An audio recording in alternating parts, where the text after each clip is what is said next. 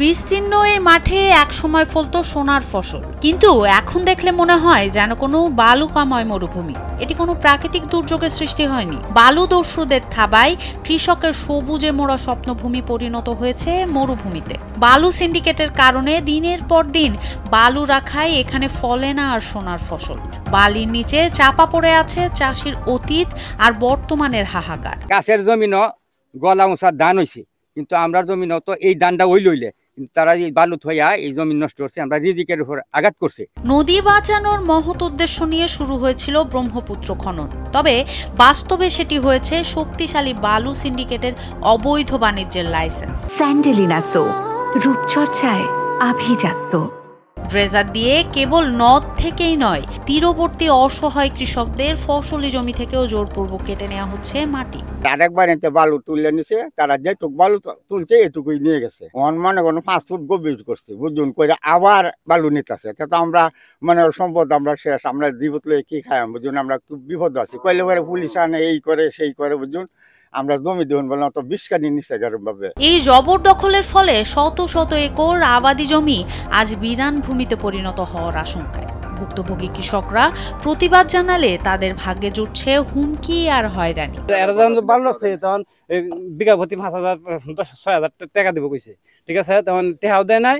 এরপরে বালু তো নিচে নিয়ে আমাদের ক্ষেত পর্যন্ত গভীর করে নিয়ে যেতেছে, আমরা কইলে আর সমস্যা। দোকানের উপরে জমি এলো লগেতে ধান জয়েছে বেড়ানোর, কিন্তু আমরা কিন্তু এটা ধানের আবাদ করতাম, বাদামের আবাদ করতাম, এটা সব কিন্তু তার তছনছ করে বা মাটি গেলে নেওয়া দরকার। ব্রহ্মপুত্র নদ খননের সময় উত্তোলিত বালু সরানোর কাজে স্থানীয় প্রশাসনের মাধ্যমে ইজারা দেয়া হয়, কিন্তু অভিযোগ উঠেছে ইজারাদার নামধারী চক্রটি শুধু ইজারাকৃত বালুতেই সীমাবদ্ধ থাকেনি, তারা অবৈধভাবে নদ থেকেও বালু তুলে বিক্রি করছে। এখানেই শেষ নয়, উত্তোলিত বালু নদ তীরবর্তী কৃষকদের জমিতে স্তূপ করে রাখায় সেই জমিগুলো চাষের অযোগ্য হয়ে পড়েছে। এমনকি প্রভাবশালী সিন্ডিকেট আটকে রেখেছে কৃষকদের জমিতে বালু রাখার ভাড়ার টাকাও। মনে করেন বালু রাখছে, রাখিয়া 5 ফুট ডাবায় মাটি লয়ে গেছে গা, বালু তো নিচে 5 ফুট 6 ফুট ডাবায় মাটি লয়ে গেছে গা, লগে ধান কেতাছে, এই যে ধান হয়েছে, পেঁয়াজ হয়েছে, গম হয়েছে, সবকিছু হয়েছে। আমরা কি করে খামু? বালুর কারণে আশেপাশে যে জমিগুলা সব নষ্ট হয়ে যায়, মানুষ এই যে বড় রাস্তা স্কুলে যায়, তারপরে আমরা এই দিক দিয়া কৃষির আনাজপাতি নিয়ে বাজারে যাই বিক্রি করতে, এগুলা মনে করেন চলাফেরা খুবই অসুবিধা। কিশোরগঞ্জের পাকুন্দিয়া উপজেলার চরফরাদি এলাকার ব্রহ্মপুত্র নদের উত্তর পাড়ের নারিকেলতলার চরের দৃশ্য এটি। ব্রহ্মপুত্র নদ খননে এই বালু অপসারণের কাজ স্থানীয় দুটি প্রতিষ্ঠানকে প্রায় 1,55,000 ঘনফুট বালু অপসারণের ইজারা দেয়া হয়েছিল। ইজারাদারের লোকজন অবশ্য সরকারি খাস জমিতে বালু রাখার দাবি করে কৃষকদের অভিযোগ অস্বীকার করেছেন। অভিযোগকারী কৃষকদের নিষিদ্ধ আওয়ামী লীগের দোসর বলেও মন্তব্য করেছেন। আমাদেরকে দেওয়া হয়েছে 19,26,000 ফুট কত ফুট দেওয়া হয়েছে নদীর পাড়ে। এখানে বালু এখনো আমাদের অনেক শর্ট আছে, প্রায় 4 লক্ষ ফুটের উপরে এখানে শর্ট আছে।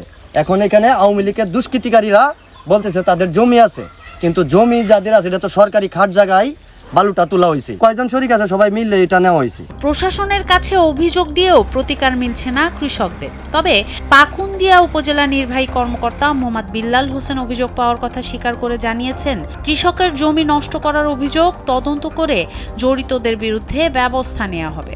আমাদের যারা ইজারাদার আছেন তারাই শুধুমাত্র উত্তোলিত বালু, মানে নদী থেকে কোনো খননকৃত বালু না, যেটা উত্তোলিত বালু থাকে এই বালুটা ইজারা দিয়ে সরকারি মূল্য পরিশোধ সাপেক্ষে তারা এই বালুগুলো এখান থেকে বিক্রি করে বা অপসারণ করে। এর বাইরে কোনোভাবেই বালু উত্তোলনের কোনো সুযোগ নেই, এই ধরনের কোনো কিছু আমরা করতে দেই না। এবং প্রশাসনের পক্ষ থেকে আমরা সবসময় নজরদারি করছি। আমরা সম্প্রতি একটি লিখিত অভিযোগ পেয়েছি এবং সেই লিখিত অভিযোগের প্রেক্ষিতে ইতিমধ্যেই আমাদের সংশ্লিষ্ট সরকারি কমিশনার ভূমির সহ আমাদের যারা আছে তাদের মাধ্যমে কিন্তু আমরা তদন্ত শুরু করে দিয়েছি। তবে নদী ও কৃষকের স্বার্থ যখন প্রভাবশালী সিন্ডিকেটের বালু বাণিজ্যের শিকার, তখন কেবল প্রশাসনিক আশ্বাস যথেষ্ট নয়। পারস্পরিক দোষারোপের ঊর্ধ্বে উঠে এখন মূল প্রশ্ন হলো, উন্নয়ন প্রকল্পের নামে পরিবেশ ও কৃষকের জীবন জীবিকার সর্বনাশ আর কতদিন চলবে? এখনই যদি এই অবৈধ কর্মকাণ্ড বন্ধ না করা হয়, তবে অদূর ভবিষ্যতে শত শত পরিবার ভূমিহীন হবে এবং এলাকার পরিবেশ মারাত্মক বিপর্যয়ের মুখে পড়বে। সনম সিদ্দিকী, কালবেলা।